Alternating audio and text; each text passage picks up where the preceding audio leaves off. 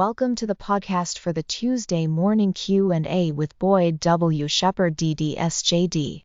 Each Tuesday morning Q&A podcast is an edited and shortened version of the previously held live Q&A Zoom session. On Tuesday mornings each week, join attorney Boyd Shepard for a 1-hour Q&A call where you can ask Boyd questions. Then hear his detailed and knowledgeable responses to the legal concerns and business experiences of other dentists. For more information on how you can join in on the Q&A each Tuesday at 7 o'clock a.m., please go to legaldental.com.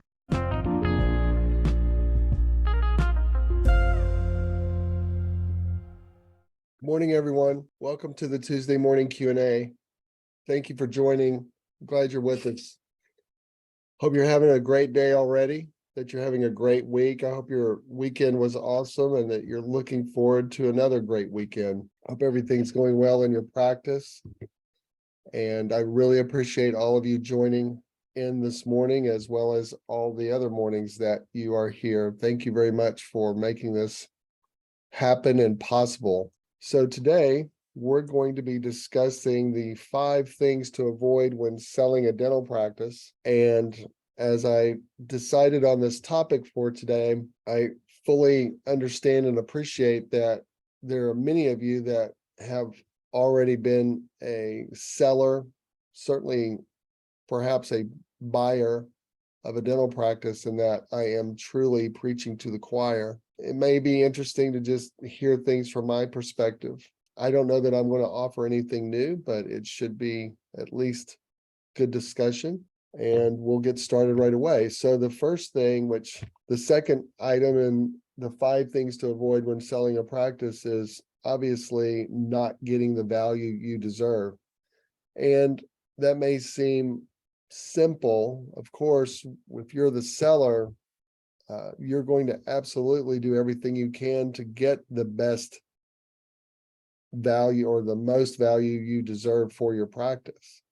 Once you've determined what the value of your practice is, are there going to be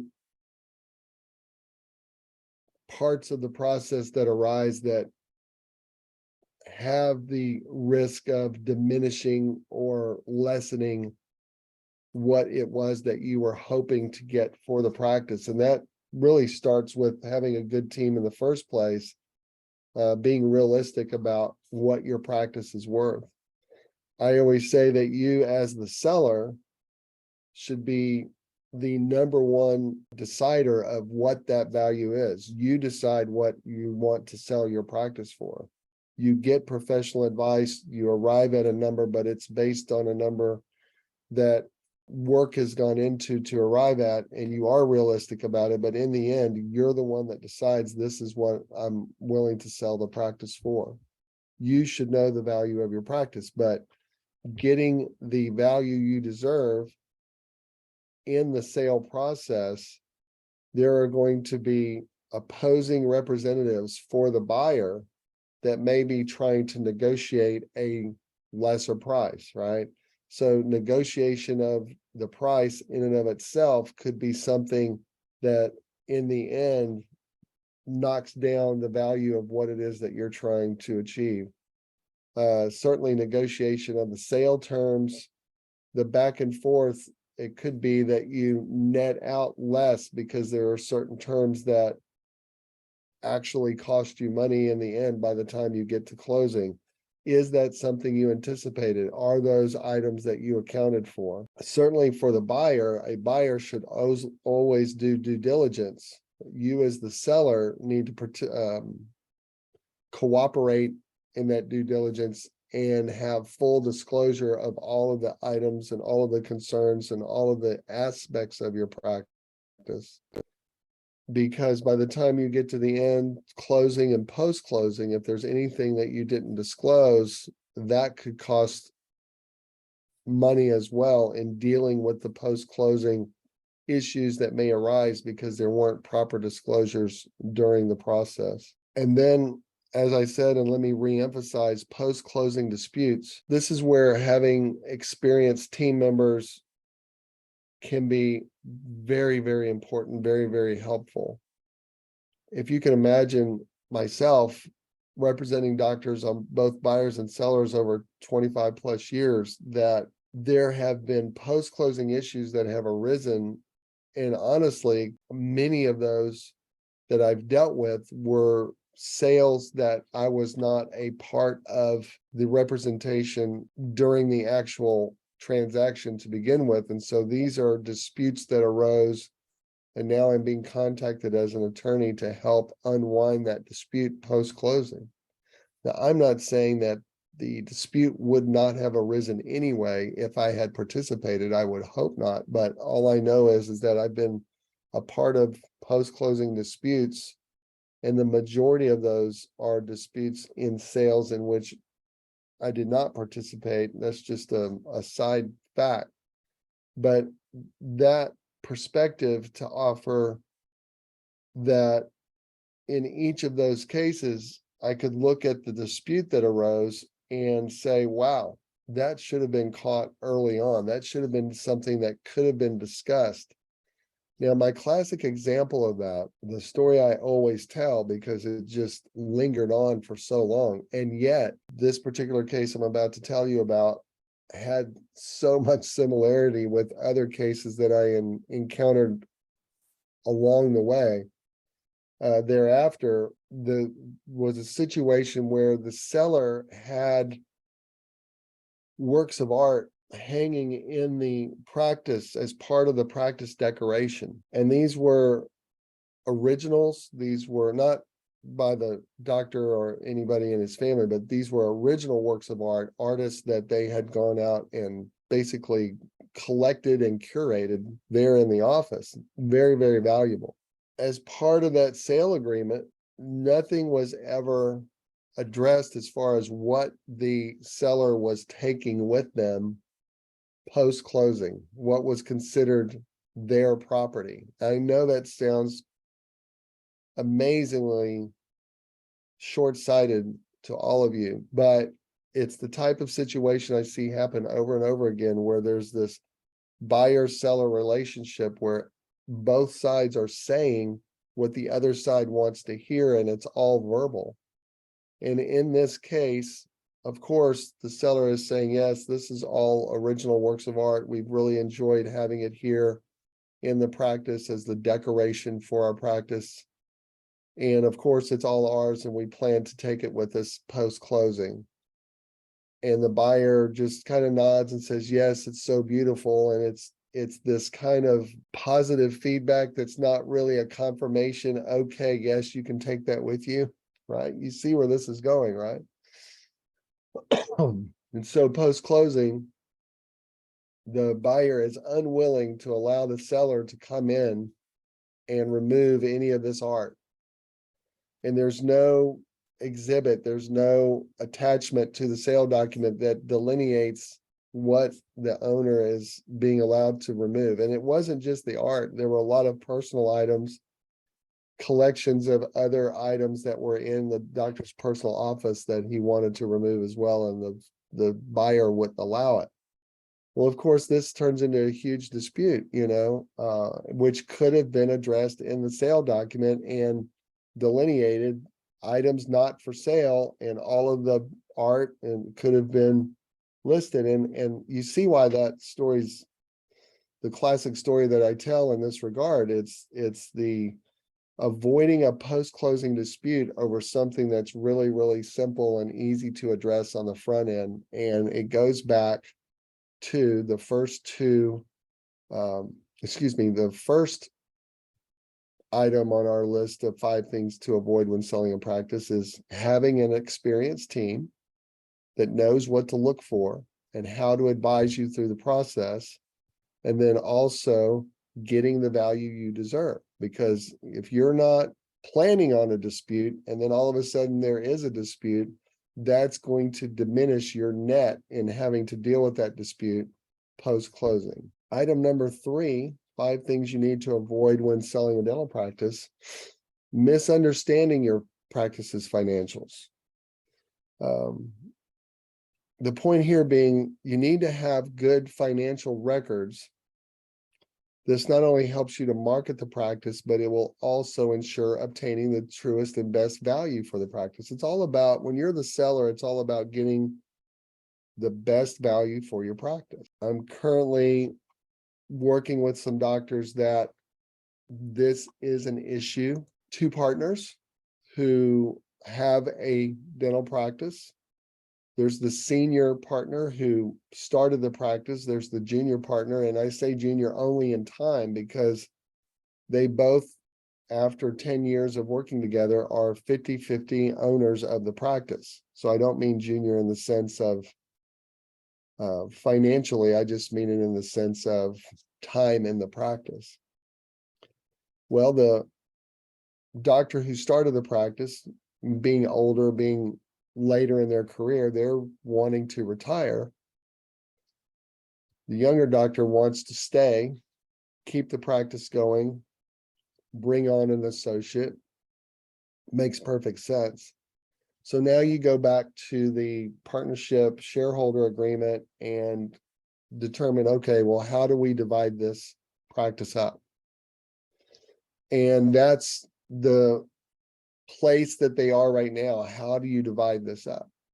And so getting to our point, avoiding the misunderstanding of your practice's finances. The younger doctor engaged a firm to do an audit of the past 10 years financials because they just wanted to know, is there anything that we're missing or not capturing in how the practice has been run for 10 years? And sure enough, this firm that audited their practice found huge discrepancies where the older doctor was overpaid. They were careful to say, we don't have any evidence of fraud or mishandling of funds. It's just more accounting errors, if anything. And without pointing fingers and not knowing everything that there is to know about it, it's just at first glance.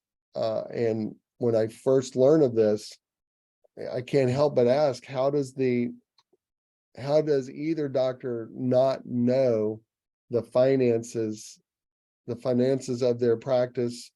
How was there an audit done after 10 years? How is there not at least an annual audit to know where they are annually? How does that, because the amount that had been overpaid to the senior doctor was so astronomical as compared to the younger doctor, it was substantial. And so how do you divide that? How do you go back and recapture an amount that's already been paid out? Is the retiring senior doctor willing to take less when the terms of the shareholder partnership agreement say that he's entitled to 50-50? Is he willing to take less in order to reimburse for the amount that was paid out that was substantially more than should have been over a 10-year period? You see the discrepancy there. So it's understanding the financial records of your practice to ensure obtaining the best value for your practice. As a seller of your practice, knowing where your practice is financially allows you to justify and support and stand firm on your asking price. When the buyer's representatives, the attorneys and CPAs, start hammering on your team about, well, this is our offer and this is what we think the practice is worth, understanding your financial records and having a complete handle on those numbers allows you to stand firm on what you believe is the correct value of your practice. A story and some practical advice on that. Something that I run into often is this number 4 on the 5 things you need to avoid when selling a dental practice: overlooking the office lease concerns. Now, as a seller, as an owner of a dental practice, you may own the real estate outright. You may own the building and the real estate, the property outright. And that's a whole other issue. Most dental practices, most practices that I've seen over the years, there is an office lease. It could either be in a building, it could be in an office front, of some sort, but the typical arrangement for office space is the commercial lease. And so as the seller, the question that I always have is for you, if you're contacting me, where are you in the lease? Is it a 5-year lease? Is it a 10-year lease? And where are you in the lease?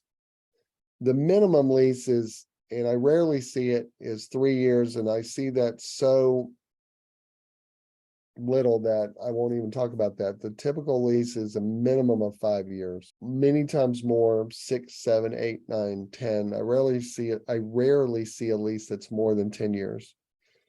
All of that to say is that when you're going to sell your practice, that can be an issue for you as a seller, because it affects what the landlord is going to want to do relative to the buyer coming in, and how financially strong your buyer is to be accepted by the landlord as the new tenant in your space. Does your buyer have the financial strength to step into your shoes as either a new tenant under a new lease or on a lease assignment? And so what you want to avoid, when I say avoid overlooking office lease concerns, as the seller, you don't want to wait until the last minute after you've found your buyer and you've gone through the entire process, and now you're just now talking to the landlord and it's 30 days or less before closing. That is not the time to talk to the landlord. The time to talk to the landlord for your commercial space is probably one of the first things you want to do. You don't want to go to them and cause any alarms. You don't want to cause them any stress. You want to reassure them, hey, I'm not going anywhere until this thing is done right. But looking at the lease terms that I have, having an open communication with you as the landlord, where are we as far as what is your philosophy? What is your approach? What is your business approach for a situation where someone like yourself wants to sell your professional practice and there's the potential for a new tenant? And they will tell you, in all likelihood, that landlord has been there, done that. They understand the process. And it's going to come down to where you are in the lease. If you're at the front end of a lease, they're more than likely going to want to do a lease assignment. If you're on the back end of a lease term and it's the 8th year of a 10-year, the third of, if you're 3.5 to 4 years into a 5-year lease, it just depends.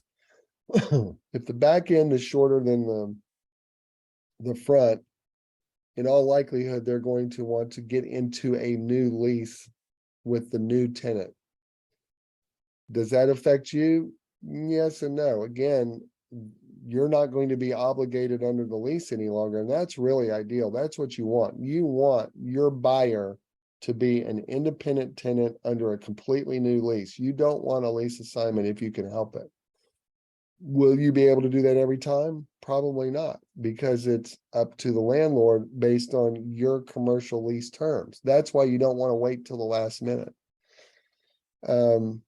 So you've got to get into the lease. You've got to have a communication relationship with your landlord, so that when this line item is crossed with your buyer, it's something that you're ready for. And then finally, on our 5th item of 5 things to avoid when you are selling your dental practice, it's the idea of having an exit strategy and making the decision whether to stay on after the sale or not. This is really going to be, I think, one of those issues that's all over the map.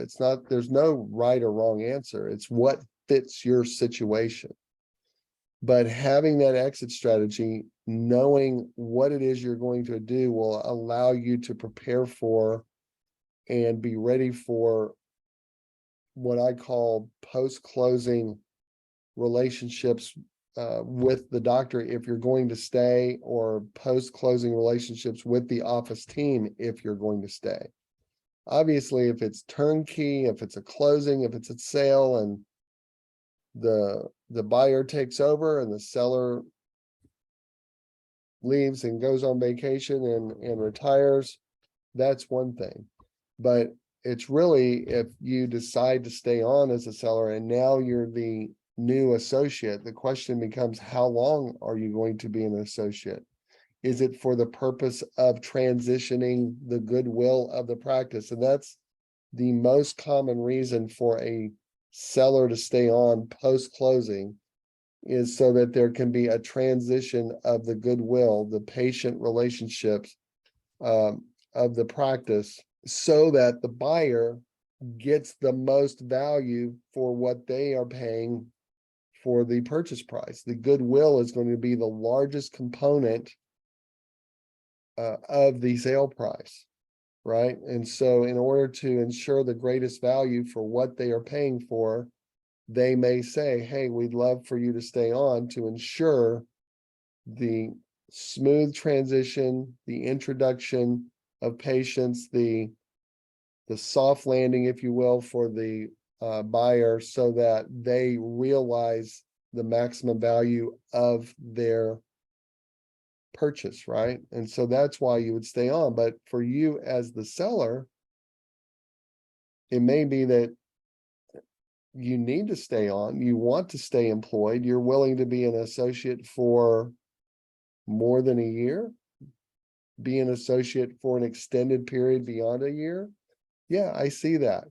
I think that most sellers, and again, there's such a variety of situations, there's no wrong answer. Some sellers say I stay on for 6 months, some for 3 months, some for 9 months, sometimes a year, sometimes not at all. These are things that the buyer has to take into consideration. But today we're talking about the seller. Knowing what your exit strategy is so that you can disclose that on the front, so that you find the right buyer, a buyer who's prepared for the exit strategy that you have in mind, again, will allow you to reduce post-closing disputes or problems, and will allow you to be prepared and, quite frankly, help assist in and ensure getting the best value for your practice. So with that, we've covered the 5 things to avoid when selling a dental practice. I'll just review the 5 real quick. You don't want to go it alone without an experienced team. Certainly a CPA and an attorney need to be on your team. Making sure that you get the value you deserve. So having everything that you need to deal with the opposing representatives to negotiate sale terms that ensures that you get the best value for your practice.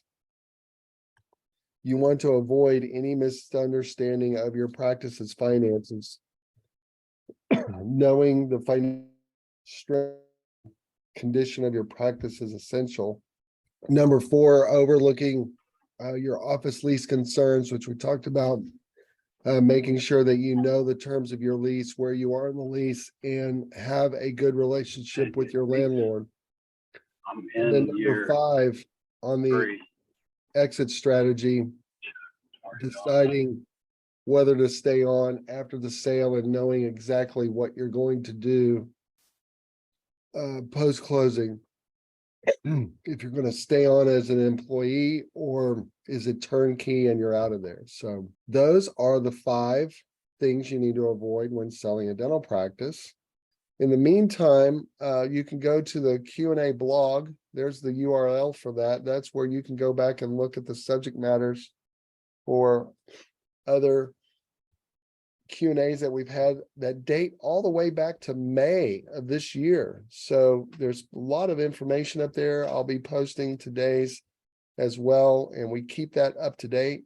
I've given you in the chat the URL for the Google Drive. That's where we put all of the forms, the consent forms, legal forms, outlines, articles.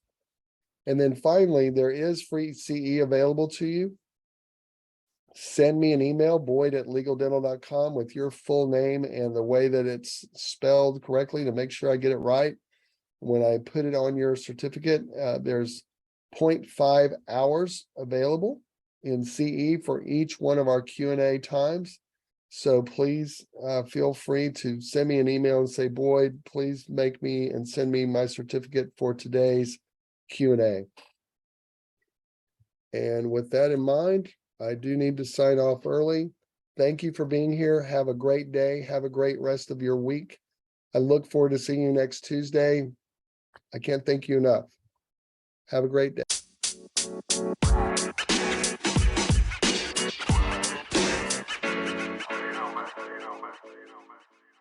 Thank you again for listening to the podcast for the Tuesday morning Q&A with attorney Boyd Shepherd. For more information on how to join the weekly Q&A each Tuesday morning at 7 a.m., go to legaldental.com.